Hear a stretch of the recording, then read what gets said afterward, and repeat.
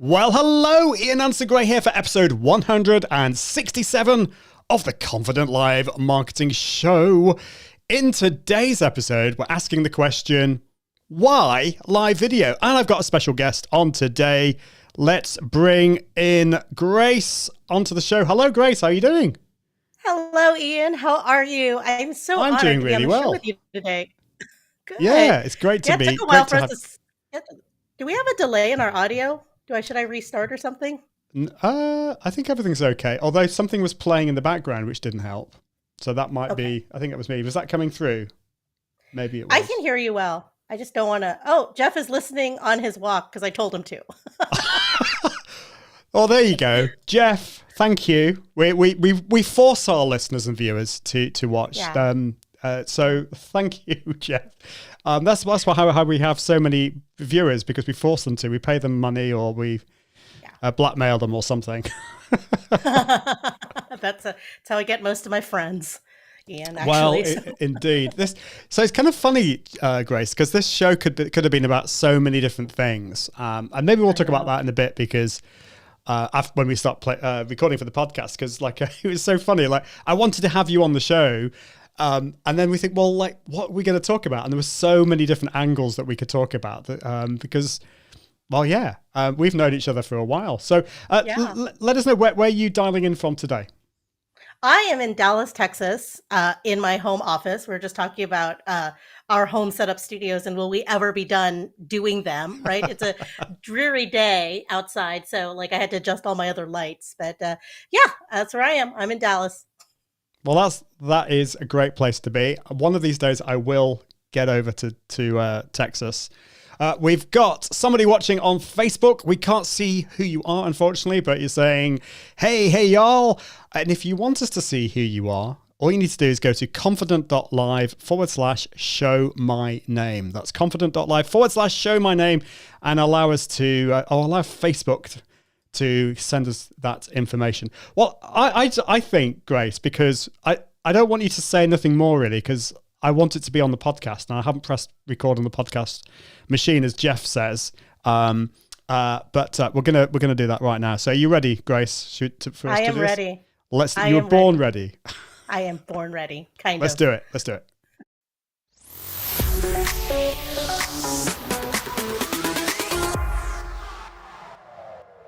Hello, Ian Anderson Gray here on episode 167 of the Confident Live Marketing Show. In today's episode, we're asking the question, why live video? Some people are saying that live video is dead. Others are saying it is not. It's evolving. But in 2022, 2023 and beyond, why should we be embracing live video? Well, we've got a guest on today, the amazing Grace Duffy. Let's get on with the show right now. Oh dear. Grace, it's not working. The button is not working. I know why, Grace. So I'm going to bring you in now. Oh, no, I can't bring you in now.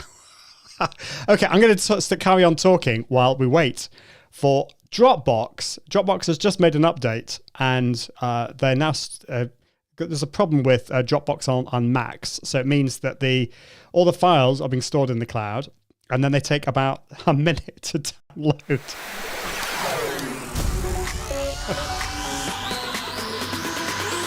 Welcome to the Confident Live Marketing Show with Ian Anderson Gray. Helping you level up your impact, authority, and profits through the power of confident live video. Optimize your mindset and communication and increase your confidence in front of the camera. Get confident with the tech and gear. And get confident with the content and marketing. Together, we can go live! Well, hello. Live video, don't you love it when things always go perfectly? That's the way things go. Well, welcome to the show. It's great to have you watching. I can see we've got Bradley Vincent on from Bradley Teaches. Great to see you here. Hope you're doing really well. Bradley was on the show quite a few months ago, and that was awesome. So today, though, we're going to be talking about why live video. And next episode, we're going to be talking about productivity tools. So this is next episode.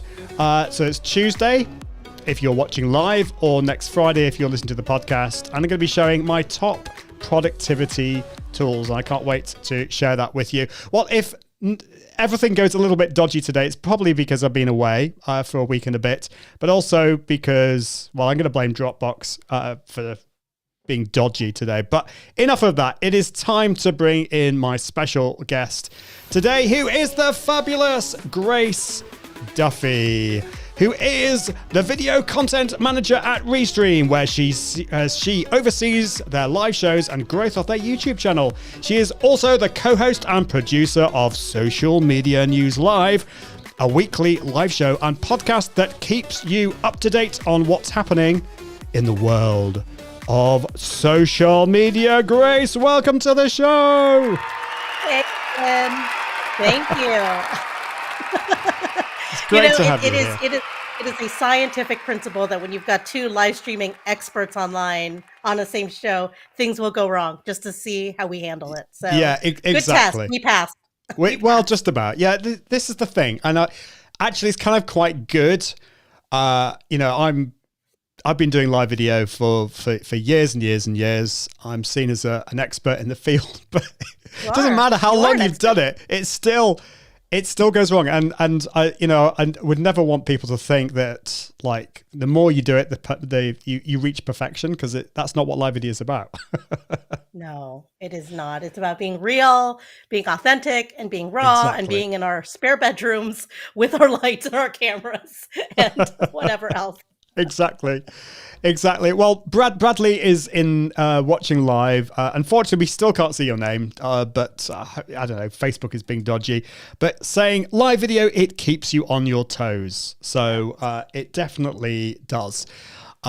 So there we go. Grace, you said you were dialing in from Texas. Whereabouts in Texas? I am in Dallas. Texas. So it's awesome. Nice and overcast today. So, and Bradley lives nearby. He lives in the area. So, hello, he does, fellow doesn't he? Texans. He does. Yes, he I does. remember that. I remember I can't remember. I'm just about okay with my states in the US, but cities like not so. So like you're working with Restream, and viewers and listeners to the show will be very familiar with Restream. We use Restream for pretty much all of the shows. I use Ecamm Live and Restream together.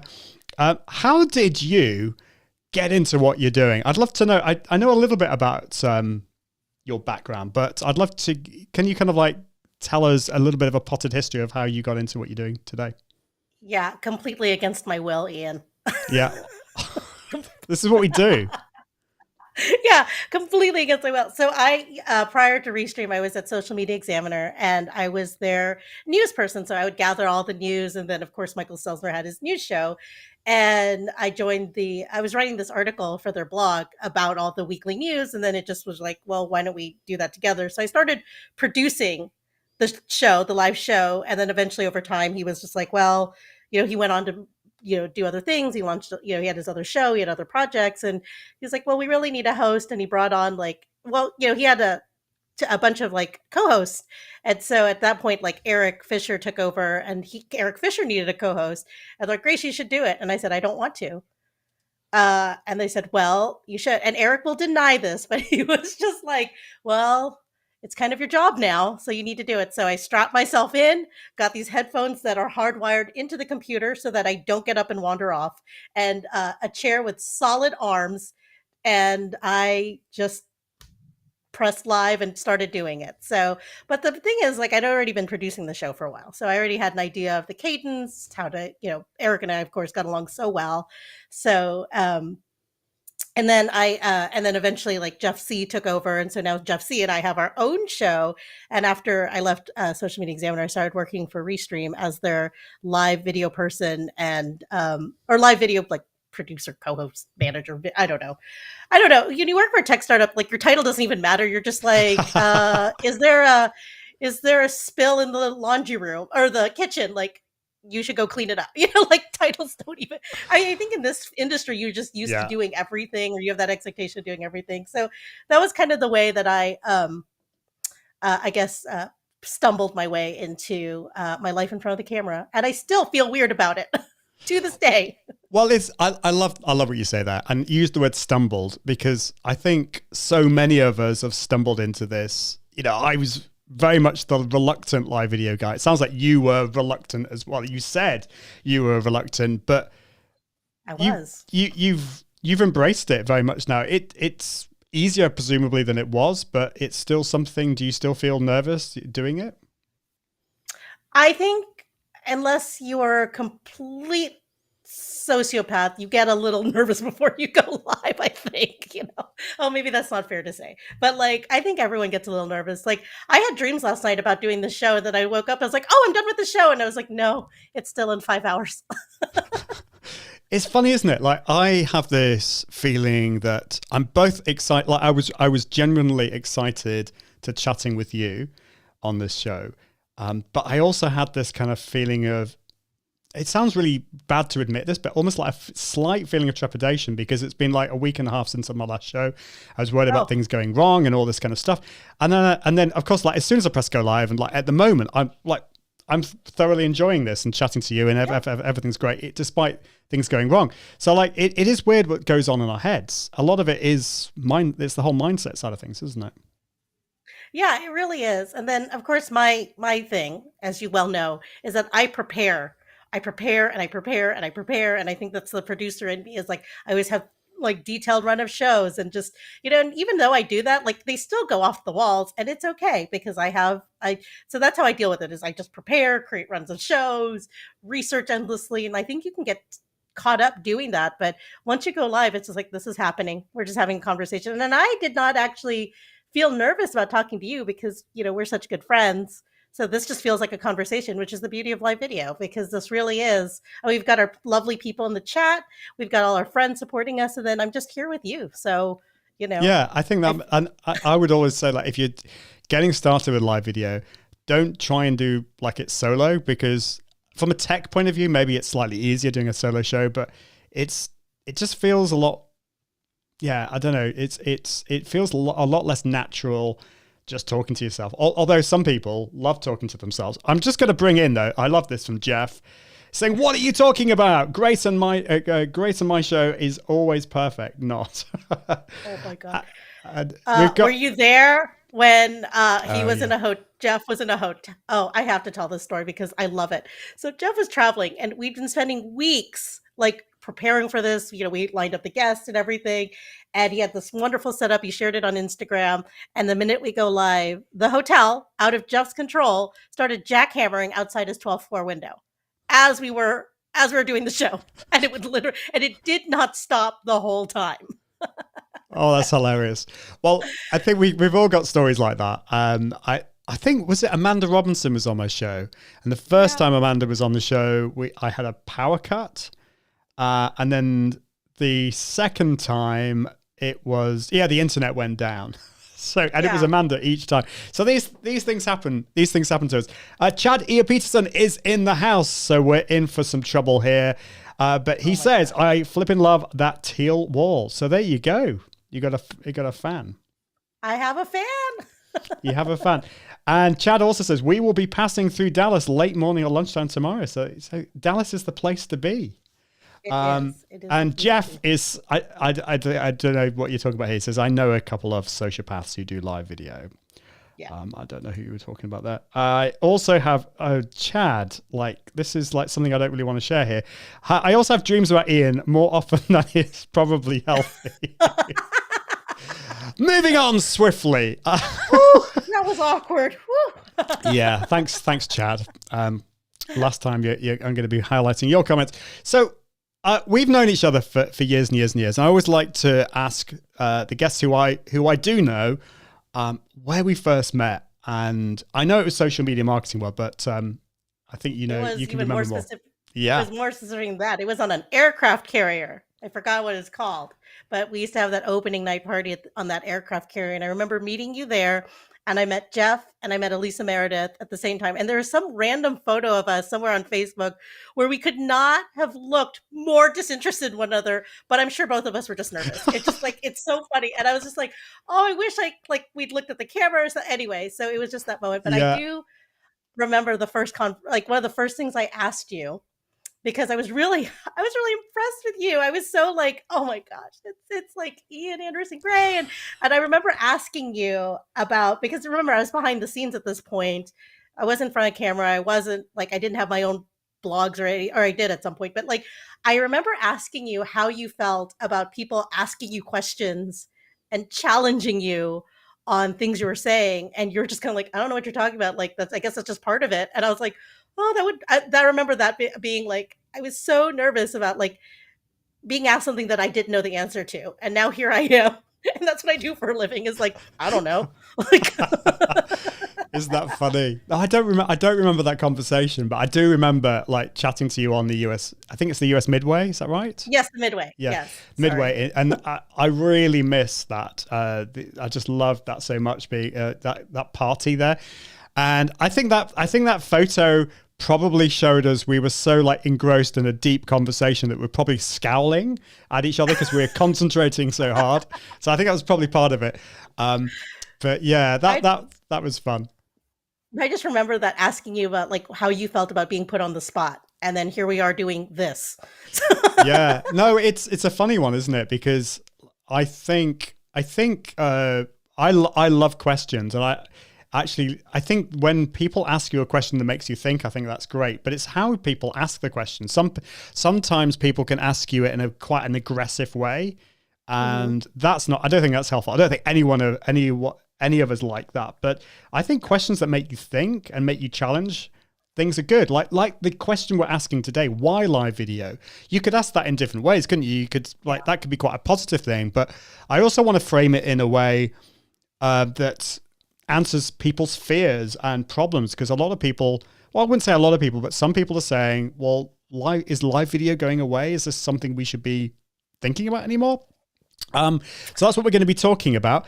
Chad, I don't know why I'm highlighting this comment because I don't know what it's going to be. Met Ian enjoying the musical, but I'm not sure when I first met Grace in person. And I've gotten incredibly comfortable with the phrase, I have no idea. Yeah, same here. It's what you have to do. So I think you've answered the next question I was going to ask you was, can you remember your first live video experience? And I think you've already said that because you were kind of roped into it. Yeah.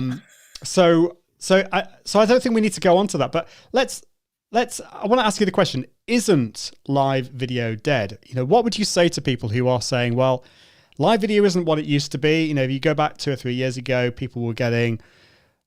loads of people were watching live and the numbers have gone down. A lot of people are saying that it's changed. Is Facebook Live dead? What would you say to people who are doom and gloom about that? I'd be like, have you interneted in a while? Like, oh my God. Like, I think live video is not dead. I think it's evolved. And I think with all things, as people have gotten used to it, like the novelty has gone away, perhaps. And now we just have a higher expectation of what a live video is. So gone are the days where you can just get on the camera, get on Facebook Live and be like, hi, everyone, we're about to get started. Like, no, you have an intro, you have a guest, you have like the hook, you've got the description, you have all those things lined up. And because there's so much more pressing on people's times. And also every platform has some sort of live video component to it, doesn't it? So I remember Facebook, was it 2015 where Facebook Live came out? So it was like, it wasn't that long ago, but I guess in the life of the internet, that was forever ago. And since then we have gotten like Periscope and Vines. And now my kid's favorite thing is to watch YouTube videos of old Vines, and then we've gotten like TikToks and, with that has a live component as well. So I don't think it's live. I think it's gotten, it feels harder to get that audience because we're just so distributed, but there's still an audience there for live. It's just leveled up and the abilities. And then also, I mean, I remember doing a live video and relying on Jeff to set up the Wirecast to go to all these multiple platforms. And then I remember as a producer monitoring all the platforms so sucking up all my bandwidth, like monitoring YouTube and Facebook and getting all the comments there, putting them into a Google Doc that the host would then read because that's how we share it. And now we have, with multi-streaming platforms like Ecamm and with Restream, all of our comments are right here. We're streaming to all these platforms seamlessly or feeling seamlessly. And for that, we're in so many other places where you had to, that's another thing is you used to we used to use, what is it, Blab or another platform. There's another one. Jeff can remind me of this one where you had to log onto this other website to find our live show. And now it's like everywhere. So I don't think it's dead. I think it's just evolved. Yeah, I would agree with you. I think that that's so true. So I think with anything in the world of marketing or social media, you can't just stay where you are. You have to, if you don't evolve, you will effectively die. And so I think that's with live video, and things have changed. I think things are so much easier because you were mentioning Wirecast, and I've got nothing against Wirecast as a tool. It's just when I set up my shows, I would probably have to spend like 45 minutes beforehand trying to set it all up, and then multi-streaming was a nightmare. It's so much easier now, and maybe people are just people I think coming out of the pandemic are maybe a little bit wanted to go outside into the real world. But that does not mean that live video is dead, because of course it turns into a replay and you can repurpose it, and that's what we do on this show as well. So Jeff C says, I'm still wanting to meet Grace. So there we go. I don't want to point this out, but Jeff and I are hardly ever in the same place in person together. So make of that what you will. I mean, you're in the same state, but it would be Texas, so which is the biggest state. Is it the biggest? It is the biggest state, isn't it? Alaska's the biggest state. Oh, Alaska's the biggest actually. state. But so if you go to Alaska, they have t-shirts that say bigger than Texas, which is really funny. And Texans don't like it when you bring that up. But landmass wise, then we get into this whole but people wise, and I'm like, then that's California. But anyway.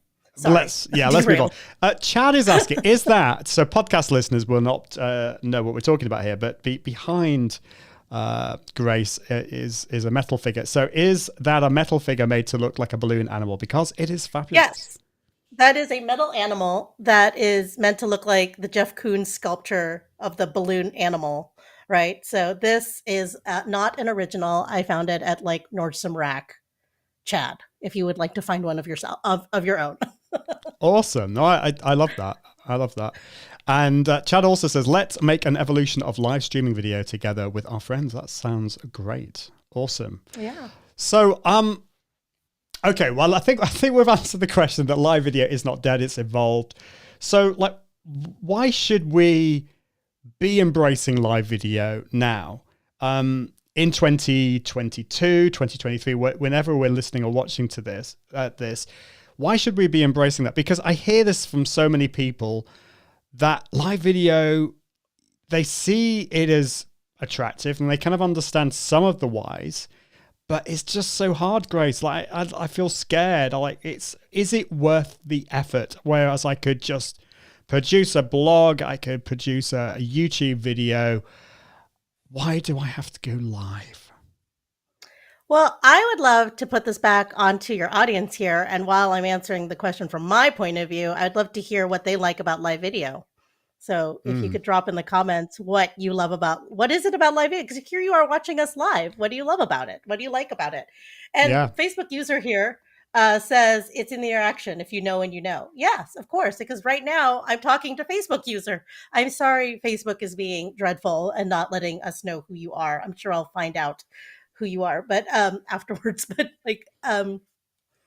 so here we're having this live interaction where it's not just you and me, and it's not just you and the topic or me and the topic. It's you, me, and then the rest of this beautiful audience here. And then there's also going to be follow-up interaction with the replay audience and then your podcast audience. And so to answer your question, I think live video works, and it works really well, and it's worth it when it's part of a larger content strategy. So you mentioned your blog and this podcast and the ability to take this broadcast and make into sound bites or clips. I don't know that I make good sound bites because I talk forever, but some people are really good. Some people that we've had on our own show are really good about talking in these like 30-second increments. It is a skill and a talent. And those are easy to repurpose. Someone like me probably needs a lot more editing. So it's just that if you take this one piece of content, now it is a lot of work. It is a lot of work to set this up, to schedule it. I think we scheduled this a month ago and then, went back and forth with planning and everything. But here we are doing this. And from this one piece of content, I think the stat is like you could create thousands of other pieces of content, because if you take all the different types of posts you can have on Facebook, for instance, that's a lot. And then YouTube, we're currently embracing a strategy with our own live shows over at Restream where we'll interview someone really amazing and we'll run a show, the show notes on different clips we want to get, like different insights we want to get from our particular guest, depending on what they're doing and where they're going. And then we take highlights of those, we take audiograms, we have quotes, and those are being distributed across our social media channels. And that's just one video that we made, and it just created a month's worth of content. So, and I know a lot of our friends are really into batching content. I know Kelly Marabella, that's what she teaches. Jasmine Sar, that's what she teaches. And so sensibly, you could take this one piece of content and create months of other content with it, right? If you, if you plan properly. So again, I think live video is important as well, as long as it supports your bigger content strategy. Yeah, love that. It's not about being lazy. It's about being intelligent and creating so much content from live video. And live video is great, I think. And you covered, I think, pretty much all of this in that it's great to like you're having it. You've got a community of people that you're engaging with, and we've got a live community here. And then it's this content hub that they then repurpose into all these different types of content, which is great. So it's Anna who is Facebook user, or certainly one of the Facebook users. So hi, Anna. It's great to have you here. We're sorry we can't see your name. If you go to confident.live/show my name, hopefully that will work, although we don't know. I don't know whether this is Anna or somebody else who's saying the tech fails are even part of the charm. And I would agree, even though I don't like when it happens. Oh my gosh. And Chatters, in my experience, live creates the closest communities. Would you agree with that, Grace? I do. I imagine so. I think so. And I mean, I know that we just came out of this great panini, and we trying to avoid you getting banned. And so like I think there's this idea that we have been we're starved for human interaction. But the thing is, like, human action never ended, like, for us, right? We've always lived our lives online. And like, here you are, like, we've maintained this great friendship, and we've probably seen each other, 3 times in our friendship, like we've interacted, and and that has all come because like I've gotten to know you from your videos, and you've gotten to know me from my live videos. And I mean, there's several people, I mean, just even in the world of social media, there's several people that I have never met in person, but I know about their dog, and that their husband is a chef, and that they went to culinary school, and all this stuff. And I think that it's just these things come out when you have this experience of being together. And there's a lot of good comments here about, like, I think it's the intimacy of live that feels far more intimate. That's true. That's from Laura, isn't it? Yeah. Yes. And then there was another one. It's all about the engagement and making Ian sweet, because Ian is already sweet. He came that way. The comment section, and then the interaction. So I think the answer is right there, that it really, it's Tim. It really is this interaction and the ability of, like, we had a plan for what the show is going to be, but then we have our, our audience here that is putting in their comments and their questions and interacting with us. So. Yeah, so true. I love this. The panini, the panda, all the code names. Do you know, I hadn't even thought about that. I just let it all out. But shows you do have to be careful. Yeah. The other thing I really like about live video is that not only does it meet people where they're at, like literally like Facebook, Twitter, LinkedIn, it's also reaches people. It also reaches people where they feel most comfortable. So there are many people who are probably watching this in the background and experiencing it as a podcast, even though this is a live show and it's going to be a podcast. There's some people that are just listening because they learn better when they hear. There are people that are more visual and tactile, and they want to just do the things with you as you're doing them and ask you questions as you're doing it. You remember Jeff's carving show, right? Like his wood carving show that he did, and that everyone requests all the time. I told him that on our show he should replace me with a wooden gnome, because that was by far his most popular co-host. But even that was just like, there were people that were watching it to learn how to wood carve. I just had it on the background because it was just so soothing and calming, and it was just funny, and you got to just listen to Jeff chatting away, and there was something wonderful about that. Um, Also, there's a lot of people that are more like they learn things, they're more visual. And sure, you can anything that you do a live show about, you can write in a blog post, you can put in a book. But, for a lot of people, reading isn't their favorite thing. Maybe it's hard for them, maybe they just don't like it. And so having a video and getting that content really quickly, or being able to zoom in and exactly what they need, and have that conversation with you, is also very impactful. So I really think that it's probably more inclusive than Mm. any other form of content, because it reaches people wherever they are, right? In the way that they learn. I think it's such a great comment there about it being meeting people where they're at, and they don't. I don't think with live video, you don't have to consume the content just with live video. You mentioned that some people are consuming this like they would consume a podcast. They might be doing the washing up, and they're not actually watching. They've got their phone to the side, and they're getting on with stuff as they walk around the house.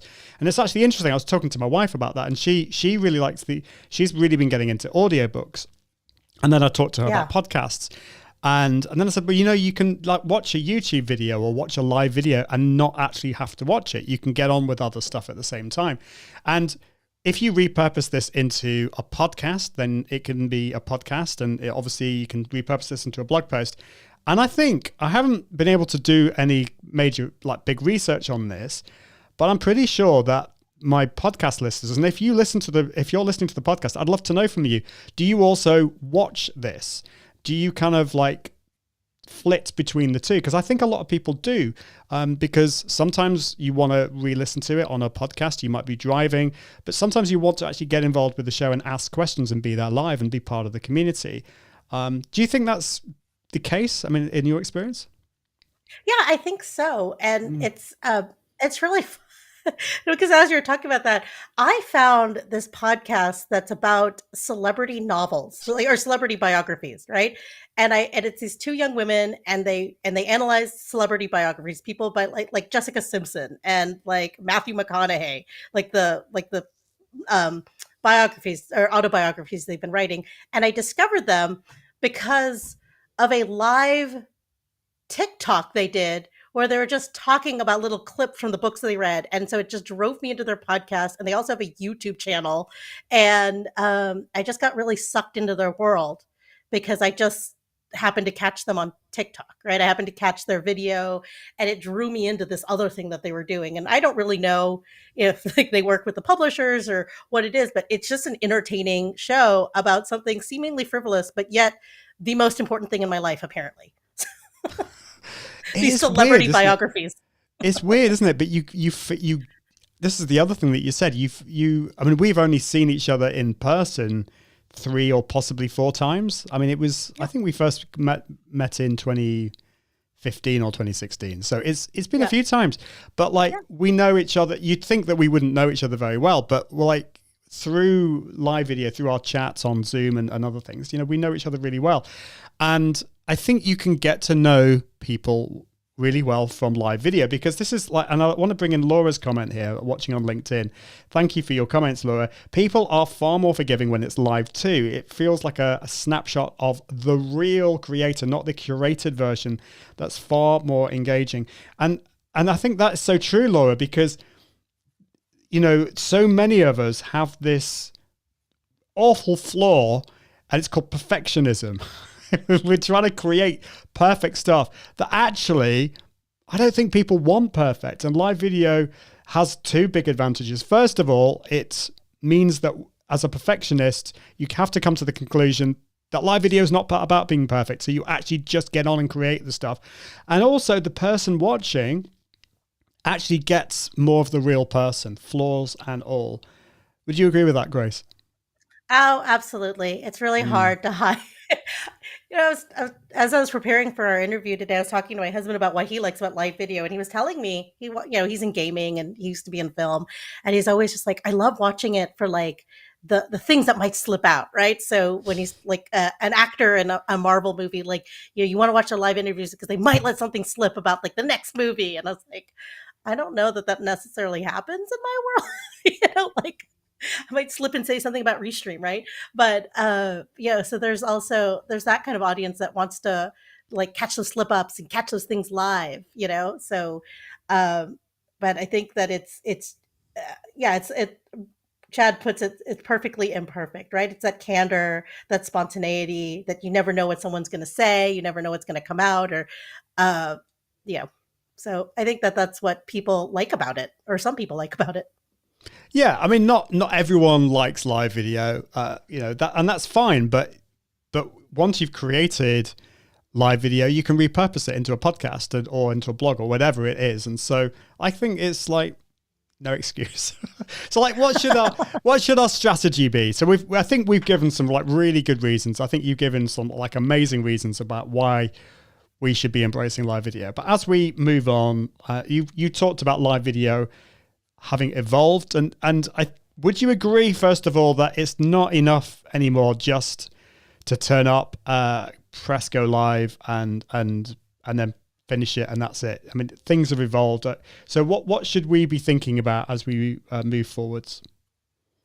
Well, I think it starts with intentionality, right? You have to have a why for your show. Like, what is it that people are going to get out of your show, and be very explicit about that. And as you are doing your show or going live, that you're constantly delivering on that promise. So, if you are like today, we talked about like why live video. So we constantly have to deliver on this promise. And so the way I look at it is that you earn every 30 seconds with the last 30 seconds.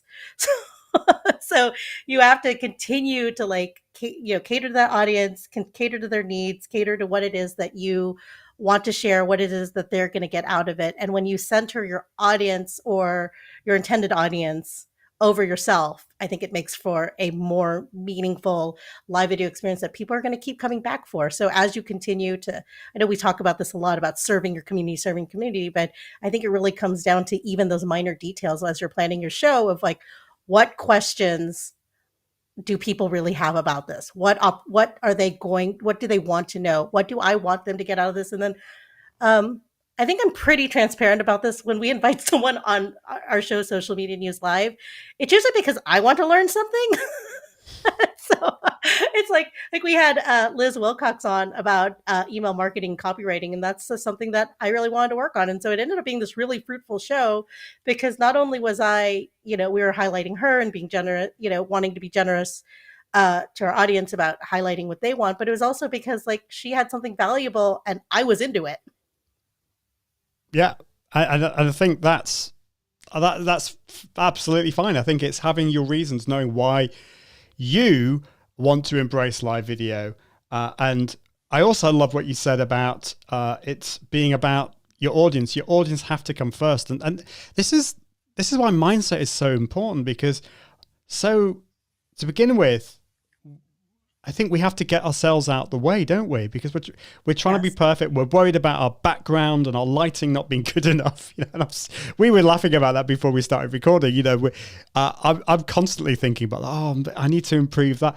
And honestly, it doesn't matter, does it? Like if you're watching live now, if you're listening, do you really care? Like, would it be nice if I had a little light or something behind me? Would it make all that difference? Not so sure, really. Yeah. But we do get stressed about those things.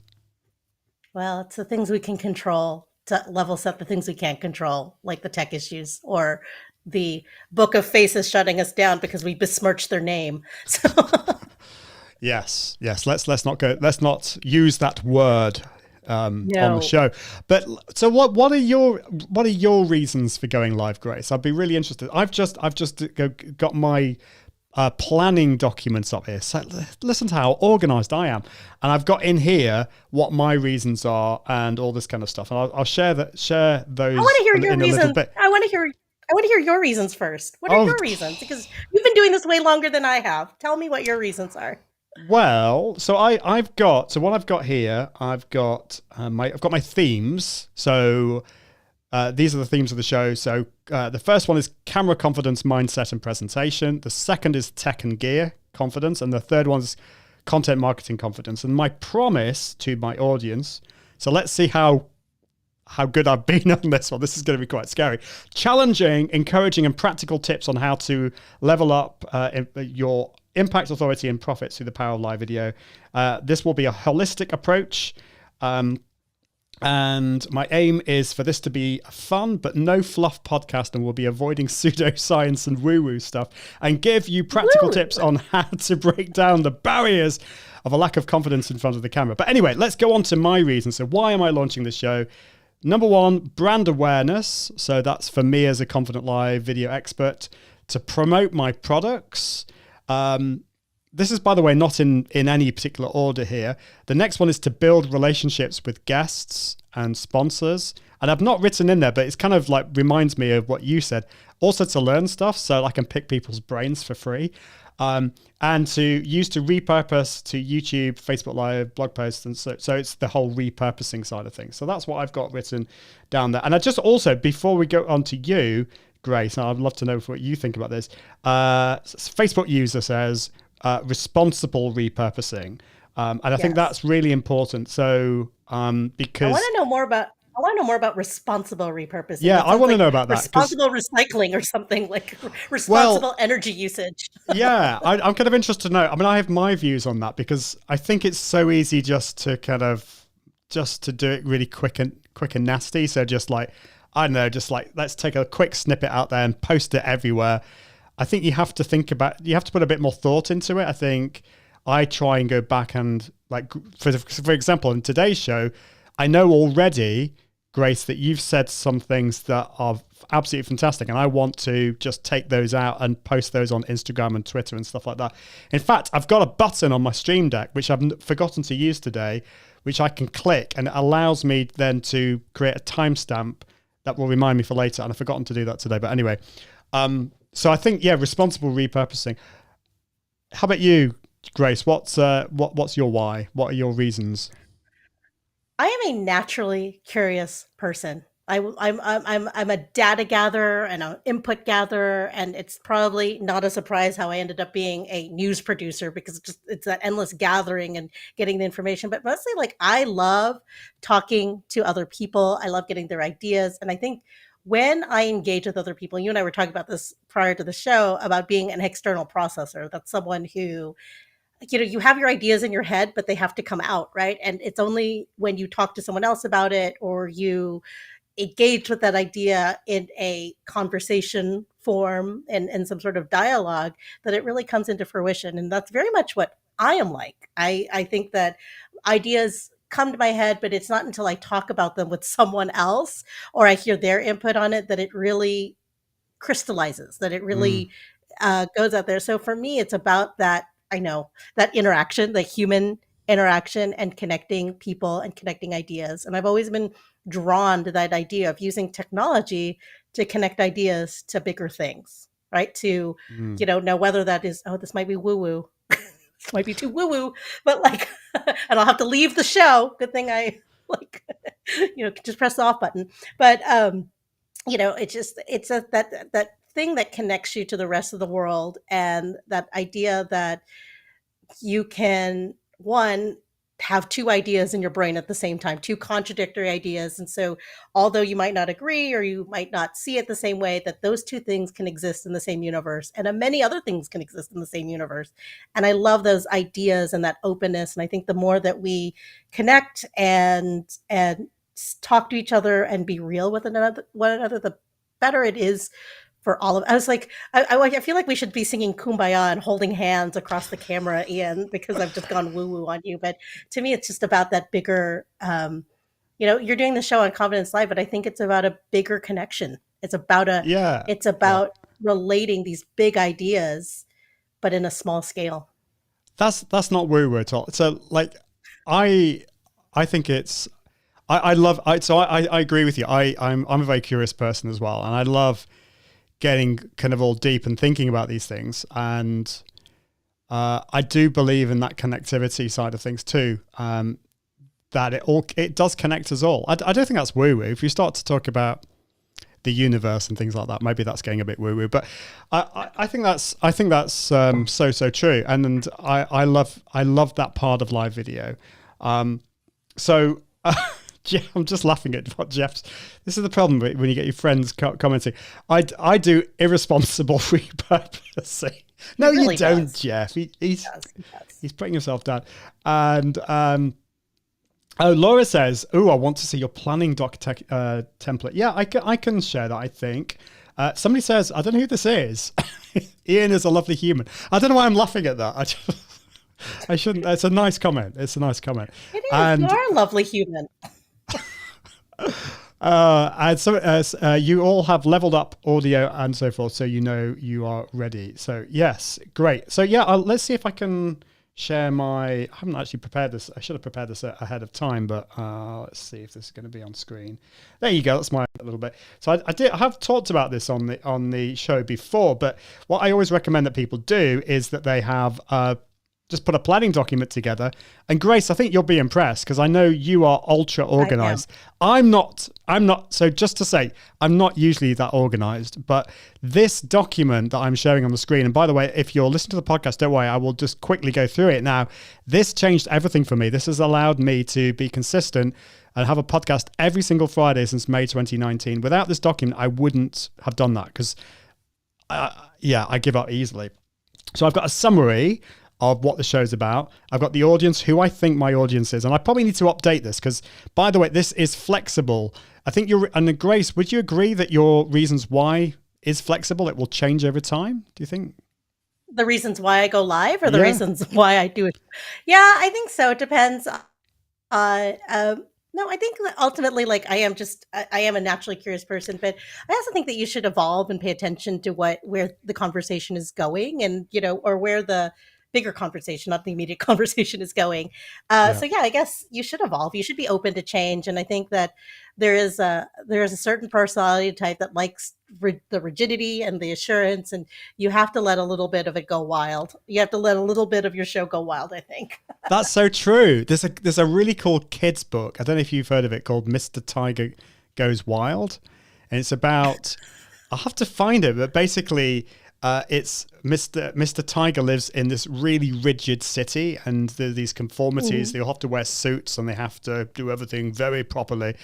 And he's frustrated, and then he ends up completely losing it and being banished off into the wild, where he goes off and frolics for like a whole month. But then he misses people, and he comes back and he realizes that things have changed slightly, and people aren't conforming quite as much, so he had made more of an impact, and he starts to feel that he's fitting in. I don't know why I talked about all of that, but it just kind of reminded me of that story. So you have to you have to go wild a little, right? Yeah, a little bit wild. So I think coming back to the where's my button? Going back to this, I think you're right. I think having your core reasons for going live, I don't think that will change. But I think over time, some of the smaller things might change, and you might develop new ones as well. So we've got the audience, then a little bit about me. So just this is kind of you allowing to brag about yourself, because sometimes in our darkest moments, we can start to kind of doubt ourselves. So I think it's important in those times to have that. Then I've got my intro and outro, my themes. So I always recommend having 3 themes to your show. So makes it a lot easier to know what you're talking about. And then I've got the promise of what I'm going to do, what the show is about, and what I'm wanting to do for my audience. And then my reasons at the bottom there. So that's basically what that is. That's my plan. Hope you're impressed. So I am impressed. No, I actually Ian has done. I've worked with Ian on live show productions before, so I was just kind of like, yeah, that's Ian. That's how he does. Just I use a spreadsheet actually. Well, a doc like that, but I use it as a spreadsheet. And on one side, I have, because I'm usually doing it with someone else, I have cues. I have the content, the talking points, and then the other side, the tech cues. So bring up this comment, drop this link. And so I have it written out as a spreadsheet looking thing.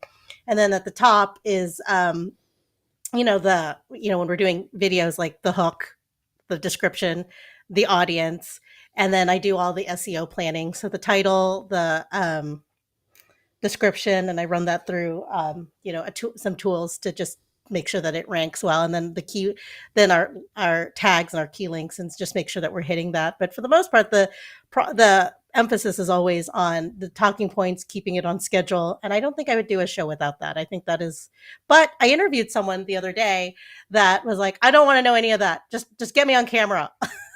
And it ended up being, well, he was a guest. I was the host. And so it ended up being like this really amazing conversation. And he kept hinting at this project that he was doing. And even though it was off the script, I was like, okay, what is this project you're doing? And his whole body lit up. He unplugged himself, was running around his office, gathering all his like action figures and toys and different things he wanted to show me about this new project. And it was just like, so yeah, that was a moment where like, even though we had this really structured plan, it just went completely off the rails, but it ended up being the best show ever because he was talking about something that he truly, genuinely loved. And it wasn't this buttoned up thing. And I love that live video allows you to do that. Can you imagine doing that on like a television production, like for the BBC? They'd probably like, oh my gosh, Queen calling you, like, what are you doing? Like, that's so funny. Yeah, I think maybe it depends on, like, there are different live shows. So we've got this type of live show, which is an interview, but then you've got kind of more community-based live shows as well. But I always think it's good to have it's good to have a plan. I think particularly at the start when you don't necessarily know what you're doing. Over time, as you get more confident, maybe you can be a little bit more flexible with that. But I still think having a plan is important because, like, what if things go wrong? What if your guest doesn't turn up? What if you don't have anyone in the audience who are asking you questions? You need to have some kind of like fallback, I think. And now that's happened to us before. Yeah. That's happened to Jeff and I before, where our guests, through no fault of his own, really, like just got the time was wrong. There was a time snafu, and he just like missed us. He felt terrible about it, right? I think that's happened a few times. And because we had that plan, because we knew what we wanted to talk about, because we had already thought through like what angle did we want to go, and we could rely on an experience, it ended up being fine. Our guests always showed up at halfway through, and we would do the show with them, and it always turned out fine. But it was because of that. You didn't have that moment of shock and terror. I mean, the first time it happened, it probably did. But after that, you're just like, oh, okay. So, and it also helps to have like, we actually had an opportunity where we had one of our regular audience members. We just got them to hop on. We sent them the link and said, hop on. So we ended up interviewing him randomly, and it ended up being a delightful experience. So, it's always good to have some sort of backup plan or a joke or a story. Well, yeah, I'm thinking I have a joke every week in my newsletter. I'm thinking about having a joke in these shows, although like that might be the quickest way to get rid of your live audience. I don't know. We'll see. We've got loads of comments, which is great. And so I'm sorry we can't see your name. I don't know whether this is Anna or somebody else, but saying you want to repurpose tailored to the platform and with the clips that you are on screen, and not just grabbing stuff that is not yours, tempting though it is. So I'm not quite sure what you mean by that last bit about grabbing stuff that's not yours. Obviously that's important. But yeah, I think with these shows, what I tend to do is I tend to highlight my guest, or if it's a solo show, I will take a little snippet of what I've said. And so I'll be doing that today. Also asks, can you place Grace's Book of Faces handle so we can follow her? Can you tell us your handle on the Book of Faces and other platforms where you tend to hang out? It just Grace Duffy. I was an internet pioneer, so I am Grace Duffy on most things, except for where I'm not. So yeah. So just search for Grace Duffy. I know you're Grace Duffy. So twitter.com/Grace Duffy. And it's probably the same on the Book of the Faces and other places as well. And Instagram. Yeah. And Instagram. So where's your favorite place to hang out?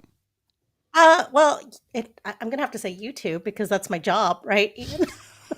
Well, yeah, but like from a social network point of view.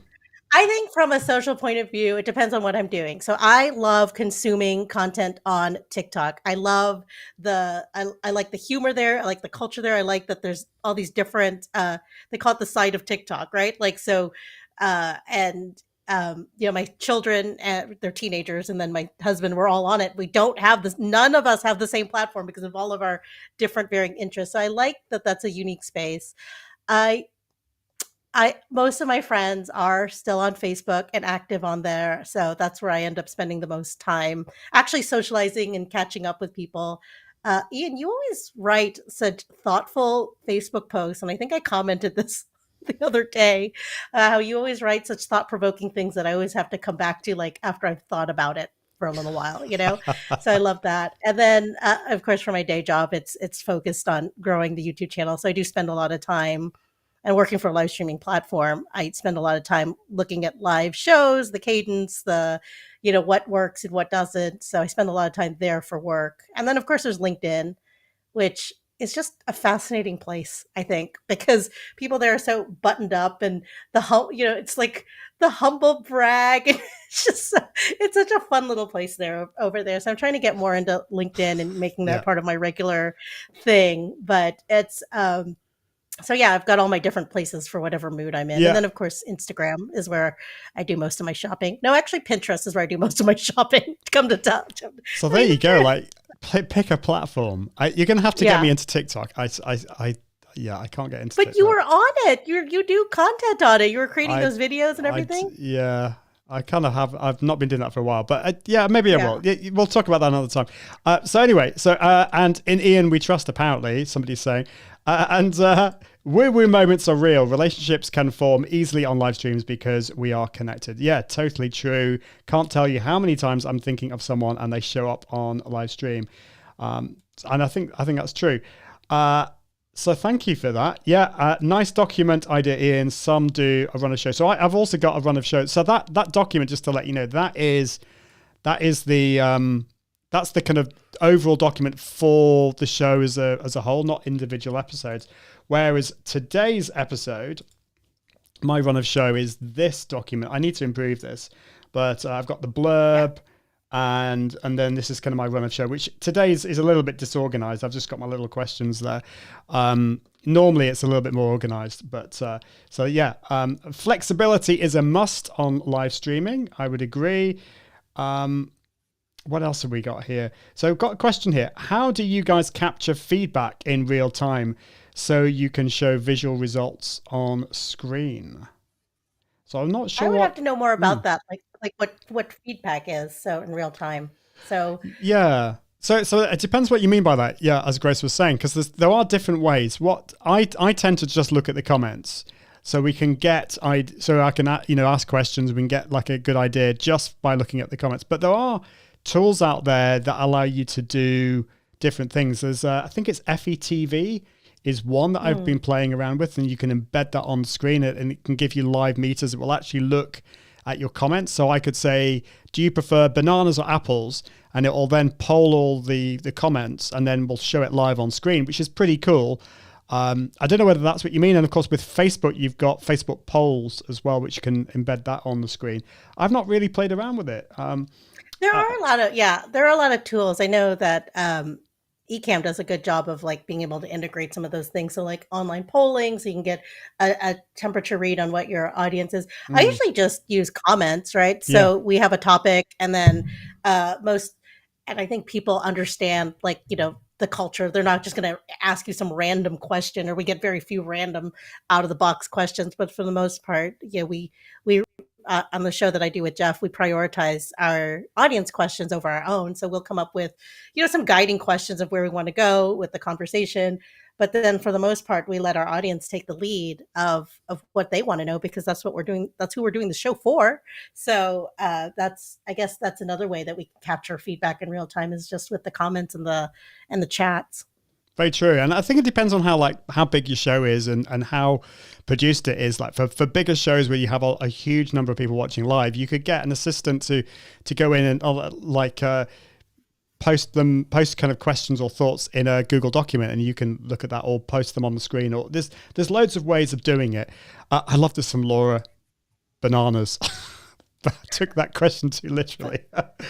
And somebody says Pinterest, if a biz account will give you analytics, which is cool. Yep. Yeah.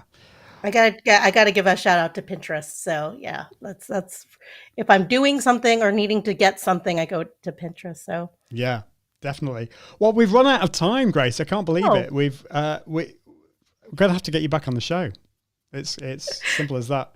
I've had so much fun, and the audience, you've been amazing watching live. Thank you so much. Do check out the podcast. This is a podcast. If you go to iag.me/podcast, you can find out more about that. And also, we've got a community as well. Now, let's see if this is going to work on the screen. Is it going to work? I've got a button. There we go. Oh, it's gone all weird.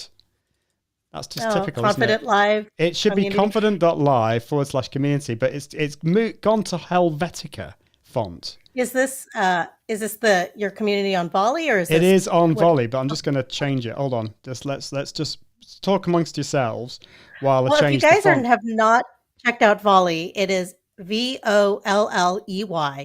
and it is it's very familiar yet very different. It is a messaging platform that allows you to do video, audio, text, links, and Ian has his Confident Live community there. We have one for social media news live, and it's just a really great place to talk to people and interact. And I'm still learning the culture there. I'm still so used to being like, oh, hello and goodbye, and apparently you should just start talking, right? I know. And then yeah. and then you can record yourself. Yeah. I know it's quite weird, isn't it? But it'd be great. So if you could join that'd be awesome. We can hang out with you there. And if you want to follow Grace, then as we've said, she has scattered herself across all the interwebs and the socials, so you can find out at Grace Duffy. Thank you so much for coming onto the show, Grace. What are you up to for the rest of the day? Probably going back to my day job over at Restream. And then tomorrow we are having, I was just telling Ian about this before the show. So tomorrow at 10 a.m. Central, Jeff and I are doing social media news live. And we have a great guest, Anthony Witt, that will be talking about the difference between coaching, counseling, masterminds, and a little bit of mentorship. And just there's been so many opportunities for coaching and mastermind groups lately. And we want to help people figure out, and let's be transparent, I want to figure out what's the difference between all those things. So catch us live tomorrow for that. That'd be awesome. Everything weird is going on with this show at the moment. But anyway, hopefully you can see that on the screen. Social Media News Live. Do check it out at socialmedianewslive.com. But it's been great to have you on the show. Thank you so much, Grace. And but we are out of time. So I will see you next week on Tuesday. If you're watching live, we're talking about productivity tools. But until next time, I encourage you to level up your impact, authority, and profits through the power of Confident Live Video. See you soon. Bye. Thanks for watching the Confident Live Marketing Show with Ian Anderson Gray. Make sure you subscribe at iag.me/podcast so you can continue to level up your impact, authority, and profits through the power of live video. And until next time, Toodaloo.